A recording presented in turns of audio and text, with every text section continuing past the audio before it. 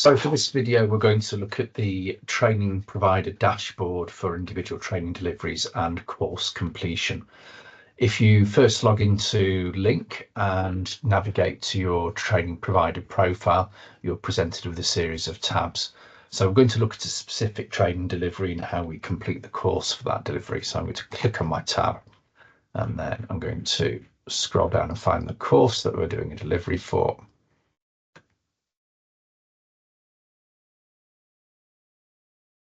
Should be this one. So I'm going to view the training delivery, and you can see we've got a summary of the event details at the top, and if we scroll down we've got a dashboard which gives us a view of course progress at a particular time. Now we can't complete this training delivery yet because actually we can see that the courses themselves haven't been fully completed. What we have here is a list of information that needs to be specified before the training can be completed for each course and the training delivery itself completed. So we've a note here to say we haven't got a number of fleet cycles specified. That is because this training provider in the example was given fleet cycles funding, and therefore as part of the fleet cycles funding agreement needs to report how many fleet cycles are used at each training delivery. If we click on the fleet cycles tab, we can add a figure here.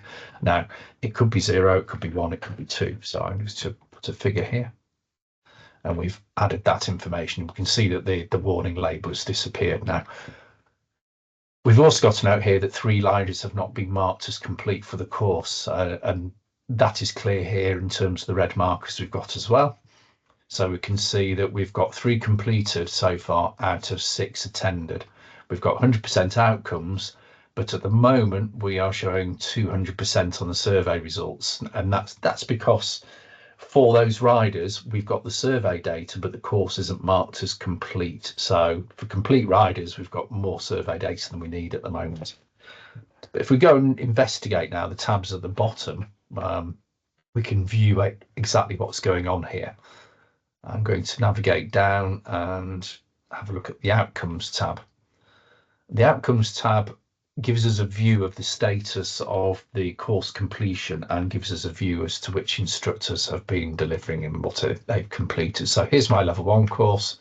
We can see that my instructor here is system admin, and that for all riders the course has been marked as complete, the survey's been complete, and the feedback's been complete. And we've got a list of all the outcomes that have been recorded as well. If we need to view any feedback that's been provided to parents, if we click on the 3 dots at the end, we can show the Bikeability Club URL, and we can cut and paste that URL into a new window and actually view the feedback that's been provided at the end of the course by the instructor. So let's go back to our issue in terms of course completion. And if we have a look at the combined level 2 delivery, we can see that now we've only got half of our trainees that have completed the course. So there are 3 that aren't currently marked as complete. So they've got feedback recorded.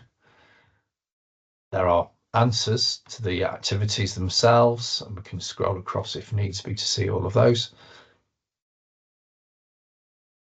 But they haven't been marked as completed. So for the purpose of this exercise, I'm going to just jump back into the instructor app, assuming that I'm the instructor that hasn't marked those riders complete.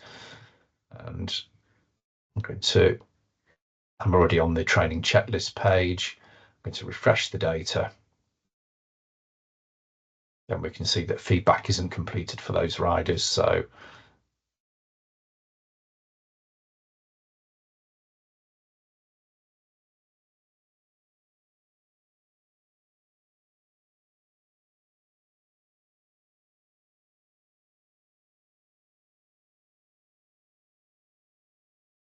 quickly save that feedback, and then we can complete the course, and we should see how the dashboard updates. Refresh the data so we know it's pushed to the server, and we can complete the training now.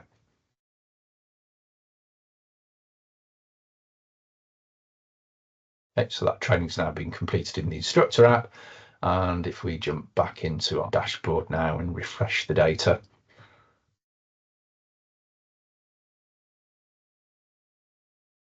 we can now see that all of our riders are marked as complete. that they've completed surveys, feedback and outcomes. And we can go up to our dashboard here and we can see that we've got green flags and everything. So we've got all of our survey data, our outcomes, our feedback. We've got our rider characteristics as well.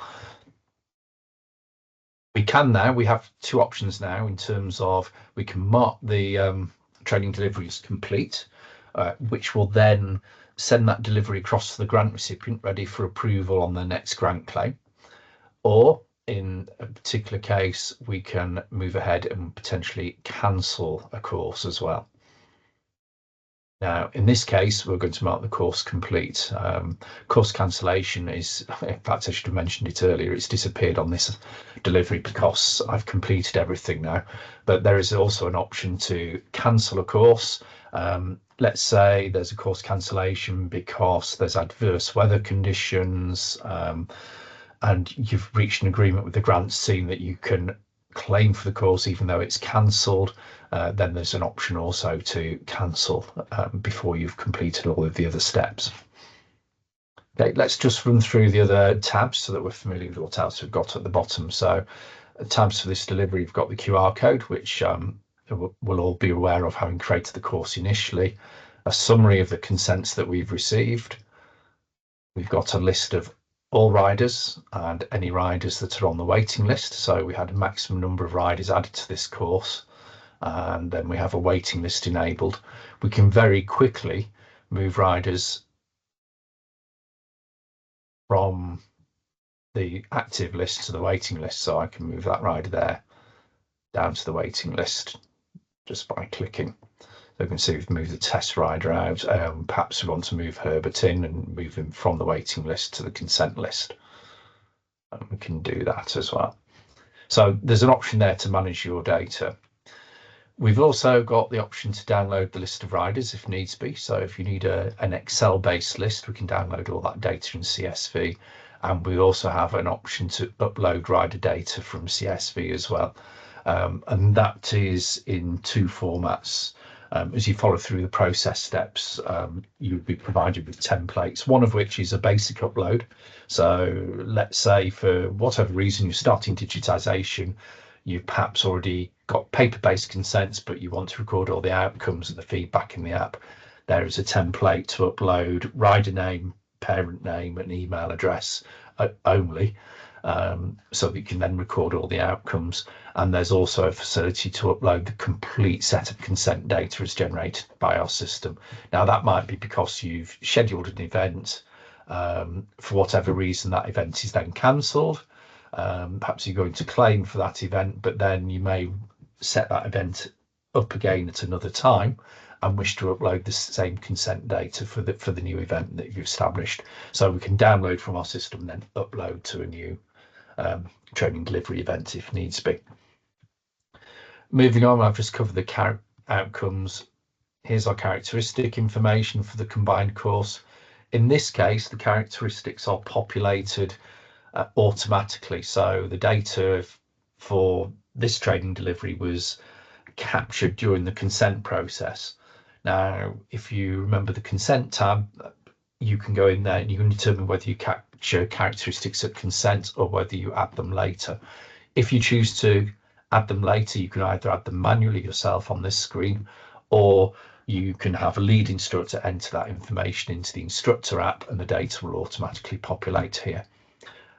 As I mentioned, in this particular case, the information is captured via the consent form. So as the course is completed for each rider, the system will automatically calculate and populate the characteristics for each individual into this table. And again, if this needs to be amended at all, then it is possible to edit the details. And then we've got post-course survey results. So we've got a view of the answers that were given to the hands up survey that's been recorded by your instructors for each of your courses. And we can see that riders on that level 1 course felt they were more safe, more confident and enjoyed the course, and likewise for level 2 information. There is an option as a training provider, should you wish to download course information, and you'll be able to do that from your main training provider window. So we've covered those tabs there at the bottom. Fleet cycles I've already covered. Let's just go back to the training provider overview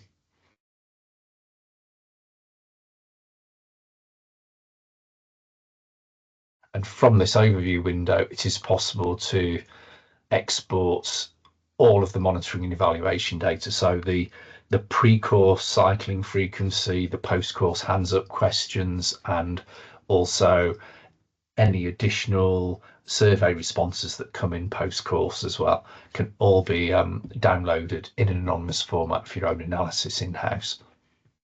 And we've also got options under this menu to view the school deliveries information, export a list of deliveries and link through to biomaterials.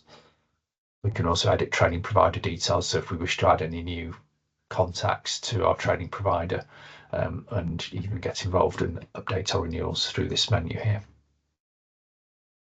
So that's an overview of course completion. If we go back to the course that I was working on, you should see that it's all marked as complete now.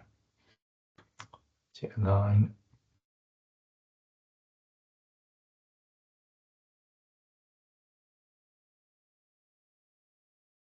So we've marked the course as complete. We need to mark the training delivery complete before it can go on to the grant claim. So I shall do that now. So mark the course complete. There we are. So everything is completed now for the course.